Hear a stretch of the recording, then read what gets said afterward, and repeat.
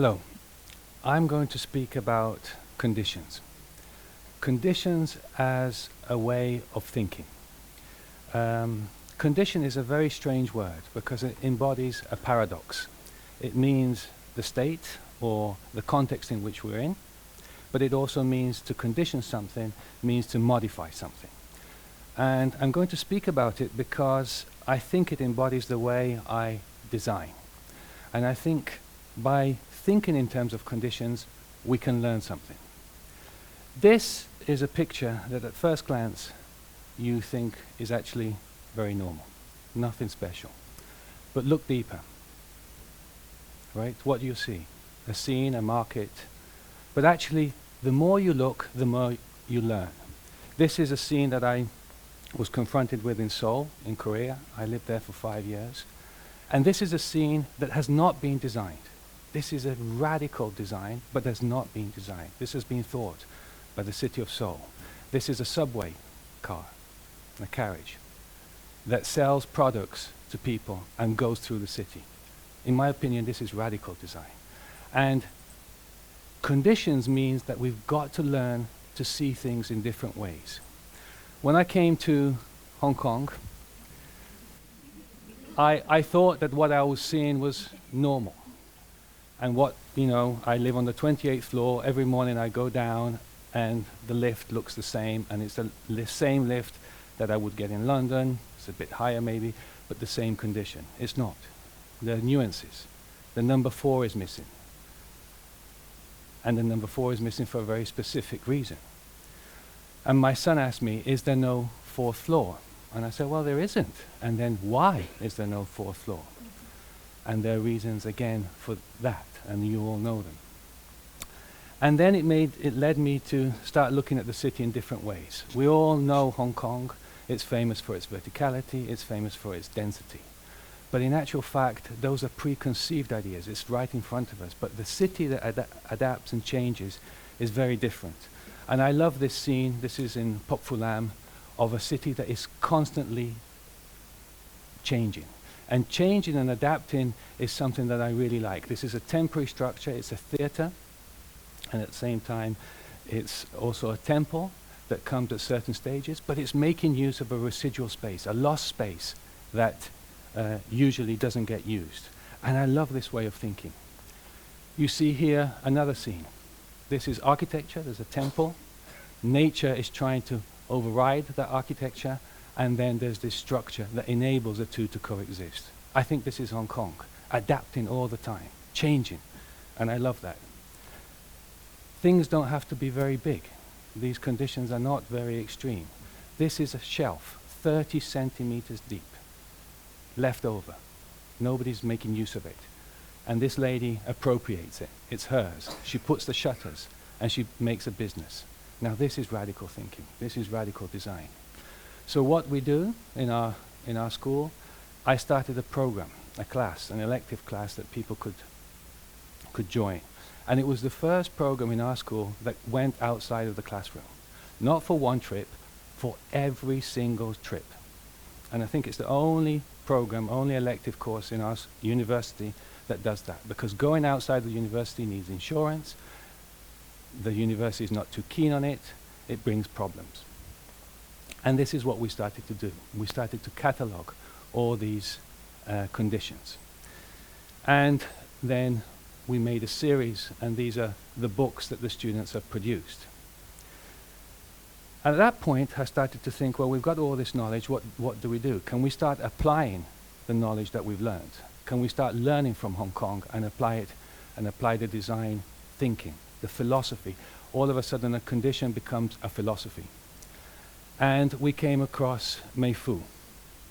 I think many of you have probably been there. It's an estate built in the 1960s, late 1960s, 1970s.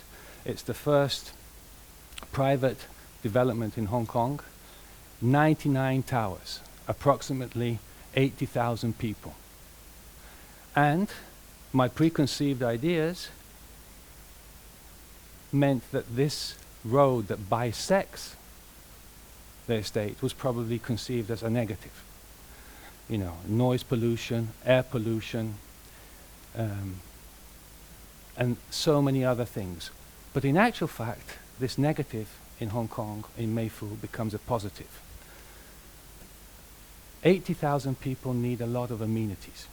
80,000 people need a lot of food. So the space below becomes an amenity. It becomes, where do you put the wet market? Where do you put the shops? You put the shops underneath. Again, this is something that architects don't think of. It means to understand what is happening. Interestingly enough, it's a space that is used by the community.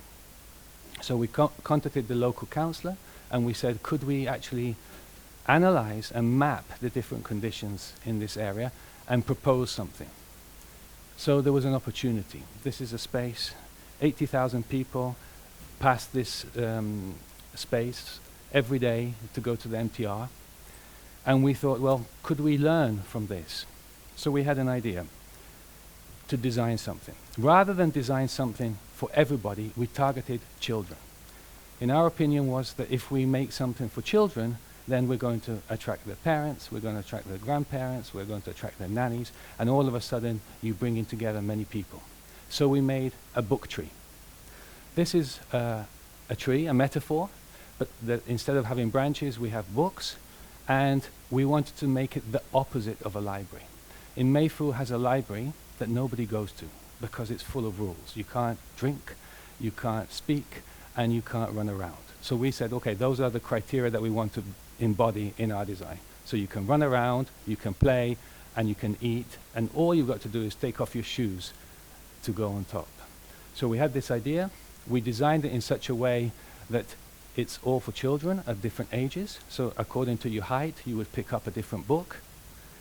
And it had to be very practical because we had to finance it ourselves. We had no money from Mei Foo. It was an experiment that we wanted to do. So the whole thing cost 50,000 Hong Kong dollars. Hardly anything, if you think that of the impact that it has. We had to do the structural calculations ourselves, and we had to build it ourselves.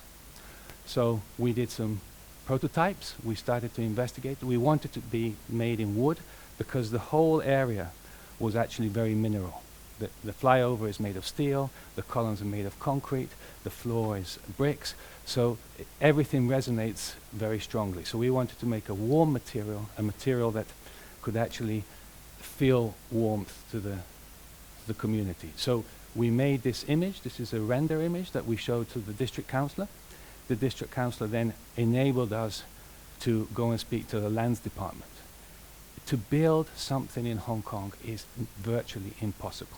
There are so many regulations, so many regulations. And if you have support, political support, it's much easier. So the councillor helped us. We showed this image. Somehow, by a stroke of miracle, we got accepted, and we got a permit for 1 month. That 1 month permit was allowed to stay for 2 months. The community then asked for 3 months, and when we took it down, the community petitioned to have it stay there, but we couldn't because the lands department didn't want it. So here are the students. We make it ourselves. We source the wood ourselves. And it had to be cheap. Everything was mattered because every cent was the money that myself, the students, and a bit the school put together. And importantly, the students had to build it. All volunteers. And it takes 2 days to erect and 2 days to take down. This, here it is built. We estimate that 13,000 people in those 3 months interacted with it. We have no idea of how many books came and went. And the whole idea of this book shelf or this book tree was that people donated the books. We spoke to the community. Many people in Mei Foo had lots of books that they wanted to give away, but they were very sure that they didn't want to throw them away. They were reluctant to throw them away. So this then became an exchange platform. They would actually come down with their families, donate the books. We had a series of helpers that would organize them, and then we left them there to be taken away. It wasn't vandalized once. It wasn't, people took off their shoes every time. There was no security at night. Nobody stole everything. So this myth that something might be dangerous because the books can go. People don't steal books.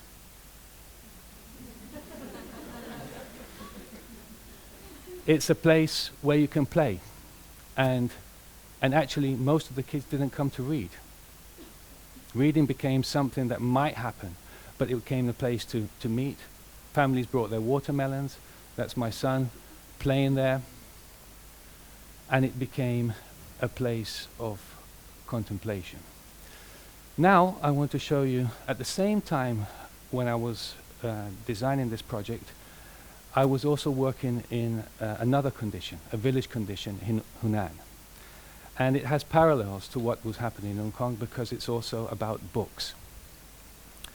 This is a village, a Dong minority village in Hunan. And it has a history of 400 years, is built entirely in timber, and only recently, in the last 20 years, concrete has arrived. It has about 2,000 people, and it has one big problem, that everybody is leaving. Everybody of a working age between 18 and 60 leaves this village. So the only people that you get are children and old people. These are some of the social spaces. The Dong culture have a fantastic culture of not living at home. They live in these social spaces like the bridge or the tower. And here is the reality. These are the people, the grandmas looking after their children. So it's technically called village hollowing. It's happening very, very often in China. And these are the repercussions of it. Slowly, the whole village is decaying. It's being abandoned. These beautiful structures, all made by carpenters, are left there waiting. And so I started this program, and it's a joint program with Guangzhou University, and we take 50 students there every year, and we try to help them. And one of the issues about Hong Kong students is that they're very talented at design, very talented architects, but they have no opportunities to actually make something.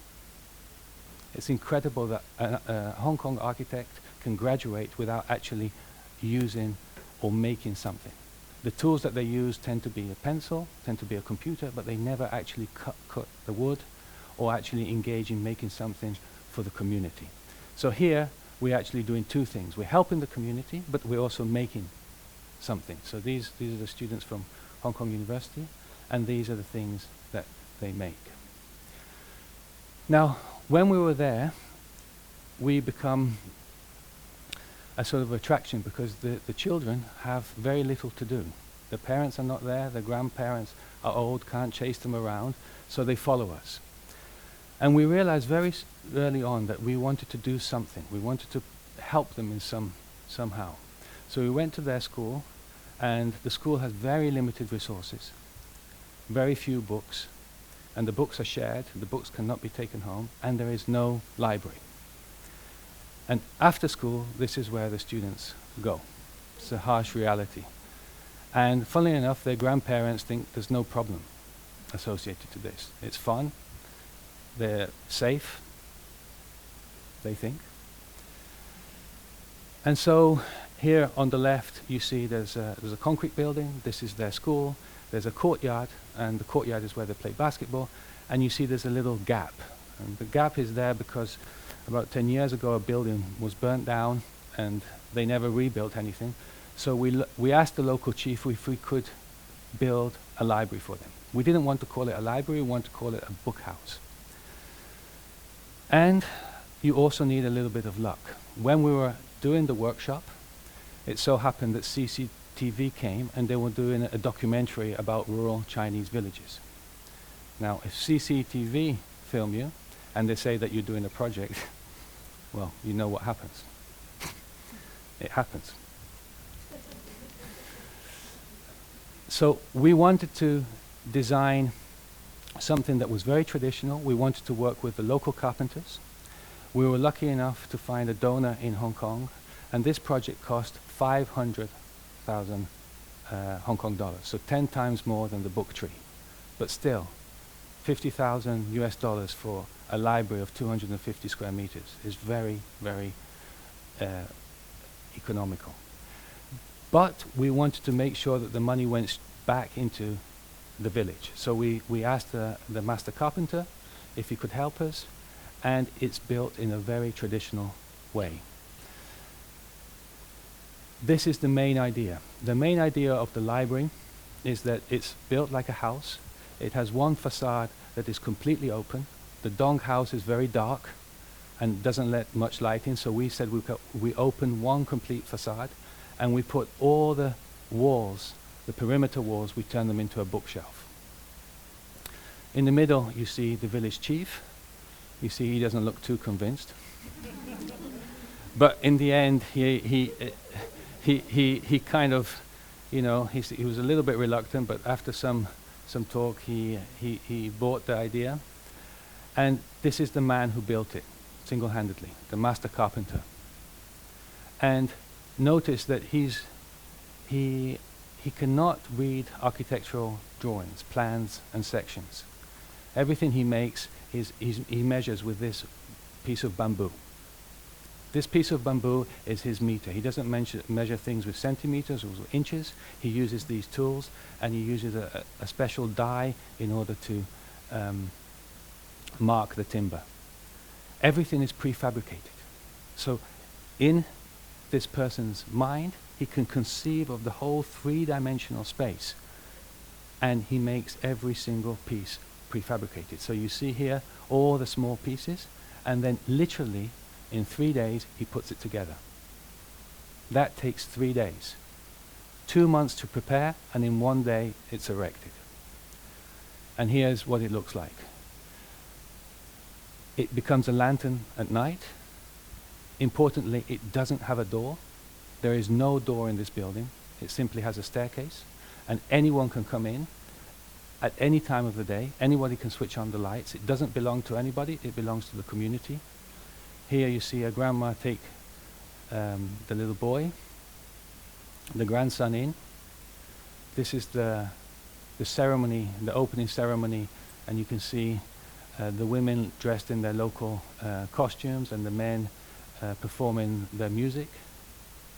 Here is that as built now, and this is the wall, the facade that lets in the light.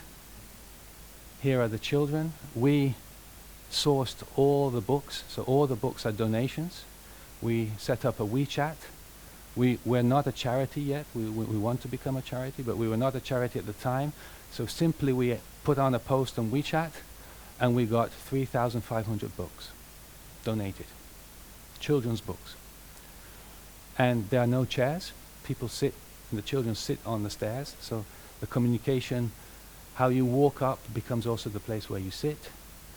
And this is the final product. Thank you very much.